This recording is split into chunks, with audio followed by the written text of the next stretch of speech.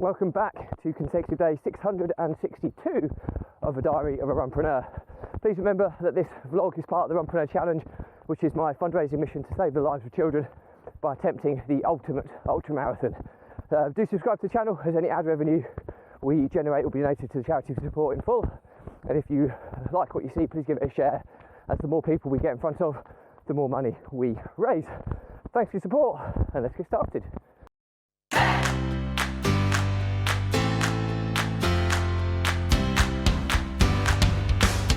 So, consecutive day 662 of a diary of a Runpreneur. And first and foremost, it's a big day today. Pure and simply, it's the first day of the year. The vest has come on.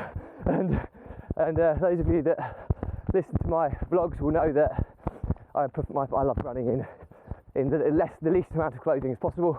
So vest and shorts is always a preference. And it's about 16 degrees today, so anything normally above 15 degrees I would put on a vest to run in. So it's a big one, first day of the year. Hopefully many more, and hopefully we get a decent spring and summer and autumn to come, so there'll be plenty of vest wearing weather. So just these little milestones and key dates are quite consequential really, or quite significant to a running challenge like this, because it marks, for me, the first day you put the vest on, it marks the end of the winter months. Or you're still going to get the odd cold day, of course you are. It's only March after all, but it kind of makes you feel as if the days of wearing, thermals are slowly behind us, and they won't come back again until hopefully the back end of the year. So from a running perspective, it's always quite a good day, and you feel that you can kick on and look forward to running in warmer weather conditions, or more favourable weather conditions. So from a business perspective, we had another sale come through yesterday in the brokering business.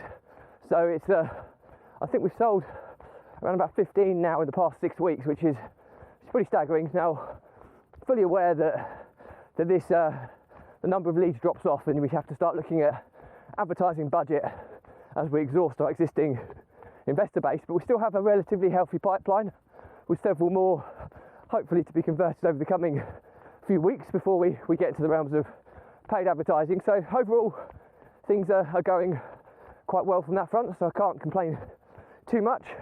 And from a personal perspective, as you're probably aware by now, I tested positive for COVID yesterday morning. I think it's the tail end of COVID. I think I've been positive a lot longer than the test would have indicated, which is quite alarming really, because I've been testing every day for about the past 7 days, and or maybe even more than that, and there was not an inkling of me being positive whatsoever.